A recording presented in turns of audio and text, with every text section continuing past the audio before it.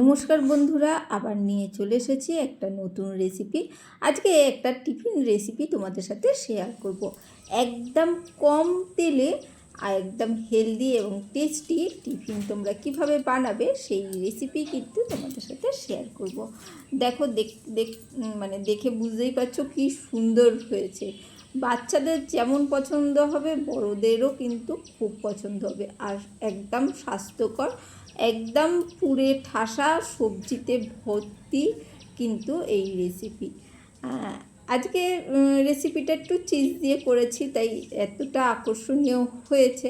তোমরা চিজ ছাড়াও কিন্তু রেসিপিটা ট্রাই করতে পারো। আর অবশ্যই যারা ডায়েট করো তারাও কিন্তু এই রেসিপিটা ট্রাই করতে পারো।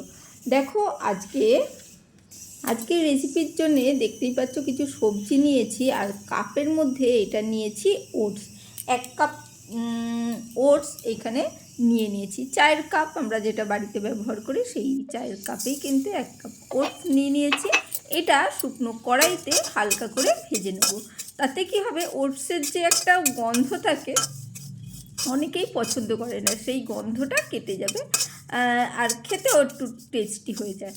তাই একটু ওটসটাকে ভেজে নিচ্ছি। বাজারের যে ওটস কিনতে পাওয়া যায় সেইটাই কিন্তু আমি এখানে ব্যবহার করেছি। হালকা করে ভেজে নিচ্ছি সুন্দর করে, আর ভেজে এদিকে ঠান্ডা করে নিয়েছি। আর চপিং মেশিন নিয়েছি, তার মধ্যে একটা কাঁচা লঙ্কা, একটু গাজর, একটু বিনস দিয়ে দিচ্ছি চপ হওয়ার জন্য। একটু ক্যাপসিকামও, সবুজ ক্যাপসিকামও দিয়ে দিচ্ছি। চপিং মেশিনে চপ করে নিলে খুব তাড়াতাড়ি খুব মিহি হয়ে মানে কুচি কুচি হয়ে যায়, সেটা রান্না করতে খুব সুবিধা হয়। সকালে টিফিনে কিন্তু এটা খুব কাজে লাগে, ঝটপট হয়ে যায়, না হলে ধরে ধরে কাটতে অনেকটা সময় লেগে যায়। তো সেই জন্যে চলো চপিং মেশিন থেকে ভালো করে আমরা বের করে নিচ্ছি। আর এটার মধ্যে একটু সামান্য একটু জল দিয়ে না চপিং মেশিনটা পরিষ্কার করে নেবো, এবং এটা একটা ব্যাটার তৈরি করব, তাতে এই জলটা দিয়ে দেবো। মানে এইভাবে ঘুরিয়ে নিলে কী হবে, চপিং মেশিনের কানাচে কানাচে যেখানে সবজিগুলো লেগে রয়েছে সেইটা ঢাকনা থেকেও পুরো পরিষ্কার হয়ে যাবে। আর এদিকে দেখো ওটসটা ঠান্ডা হয়ে গেছে হালকা। এবারে এটাকে মিক্সির জারে দিয়ে একটু গুঁড়ো করব। ছোটো মিক্সির জারের মধ্যে আমি এটা দিয়ে দিচ্ছি ভালো করে, সুন্দর করে ভাজা হয়ে গেছে। আর এর মধ্যে দেবো আমি সামান্য কিছুটা সুজি, মানে হাফ কাপেরও কম কিন্তু এখানে সুজি এখানে ব্যবহার করেছি। দিয়ে ভালো করে একটু ব্লেন্ড করে নিয়েছি, একসাথে গুঁড়ো করে নিয়েছি। চলো গুঁড়ো করে একটা বাটির মধ্যে এটা পুরোটা ঢেলে দেবো। সুন্দর করে ঢেলে দিয়ে সামান্য একটু এর মধ্যে দিয়ে দেবো লবণ, স্বাদের জন্য একটু লবণ দেবো সামান্য, দিয়ে ভালো করে মিশিয়ে নিয়ে যে চপিং মেশিনের মধ্যে জলটা দিয়েছিলাম না, সেইটা দিয়ে দেবো এর মধ্যে। দেখো কিভাবে জল দিয়ে মিশিয়ে নিচ্ছি, দেখতেই পাচ্ছ অতটুকু জল দিয়ে বেশ একটা ঘন ব্যাটার তৈরি হচ্ছে। এই ঘন ব্যাটারে কিন্তু হবে না, তাই এর মধ্যে আমরা একটু জল দেবো। তার আগে আমি কিছুটা ওই সবজি থেকে অল্প কিছুটা, খুব সামান্য একটু সবজি এর মধ্যে দিয়ে দিয়েছি, আর কিছুটা জল এখানে আরও ব্যবহার করেছি। এখানে মোটামুটি 1.5 কাপ মতন জল কিন্তু লেগেছে, ঠিক আছে। তোমরা একটু আন্দাজ করে দিও। দেখো এটা পাতলা হয়ে রয়েছে, কিন্তু এইটা না ওটস আর ওই সুজি রয়েছে, তো এটা কিন্তু ঘন হয়ে যাবে।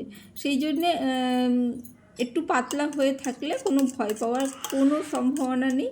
এইটা কিন্তু একটু স্ট্যান্ডিং টাইম দিলে, মানে 10-15 মিনিট টাইম দিলেই কিন্তু এটা রেডি হয়ে যাবে। সামান্য একটু ধনেপাতা এর মধ্যে দিয়ে দিয়েছি এই ব্যাটারটার মধ্যে, দেখতে ভালো লাগবে। আর সামান্য কড়াইতে তেল দিয়ে দিয়েছি, খুব সামান্য, তার মধ্যে একটু জিরে ফোড়ন দিয়ে আমরা এর মধ্যে সবজিগুলো দিয়ে দিয়েছি। দিয়ে ভালো করে নাড়াচাড়া করে একটু হালকা করে ভাজা করে নেবো মিডিয়াম ফ্লেম রেখে।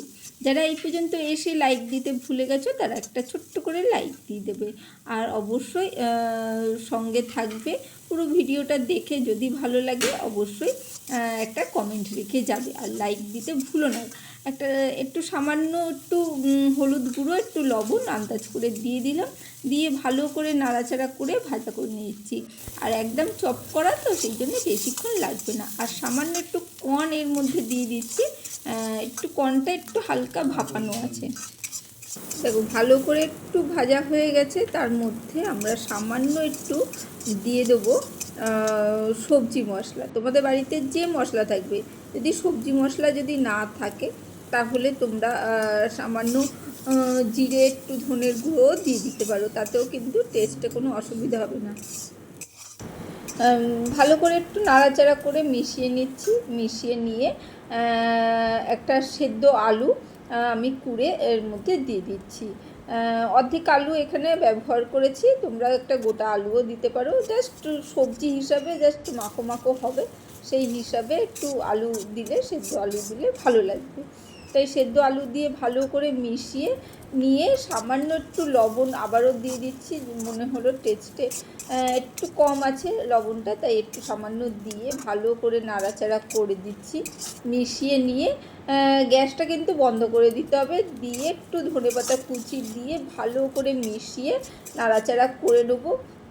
তাতে কি হবে, কড়া যে গরমটা রয়েছে সেই গরমেই কিন্তু ধনেপাতাটা সবজির সাথে মিশে যাবে। এবারে একটা প্লেটে রেখে দিলাম একটু ঠান্ডা হতে, যাতে তাড়াতাড়ি ঠান্ডা হয়ে যায়। আর তার মধ্যে ব্যাটারটা দেখো মোটামুটি সেট হয়ে গেছে। দেখতেই পাচ্ছ খুব পাতলা নয়, খুব ঘন নয়, ব্যাটারটা রেডি রয়েছে।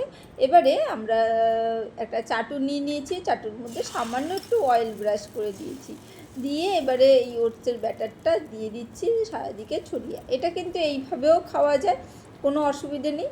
আবার এর মধ্যে এই যে পুরটা যেটা রেডি করলাম সেইটা এর মধ্যে দিয়ে দেবো।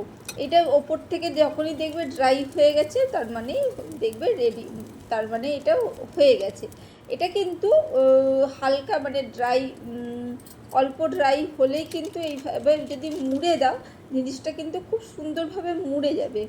আর এই যে একটু টাইম লাগলে তাহলেই কী হবে, ওটস তো একটু ফেটে যাওয়ার সম্ভাবনা থাকবে, মানে একটু বেশি ভাজা হয়ে গেলেই না তখনই একটু ফেটে যাওয়ার সম্ভাবনা থাকে। সামান্য একটু চিজ দিয়ে দিয়েছি মাঝখানে পুরটা দিয়ে, চিজটা তোমরা দিতেও পারো, নাও দিতে পারো।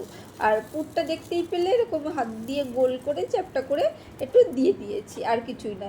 ব্যাস এইভাবে দিয়ে পুরো এটাকে একটু র্যাপ মতন করে দিতে হবে। র্যাপ মতন করে উল্টে নিলেই কিন্তু এটা একদম রেডি হয়ে গেছে। এটা কিচ্ছু কুক হওয়ার আর কিচ্ছু কোনো নেই, কারণ সবজিটা তো কুক হওয়ায়, আর এই যে ব্যাটারটা হয়েছিল সেটাও কিন্তু রেডি হয়ে গেছে পুরো। সেই জন্যে এটা আর কিছু মানে একটু ওলট পালট করে লো ফ্লেমে একটু ভেজে নেওয়া, ভেজে নিয়ে ব্যাস তুলে নিলেই কিন্তু এটা রেডি হয়ে গেছে। এইভাবেই কিন্তু আমরা প্রত্যেকটা রেডি করে নেবো।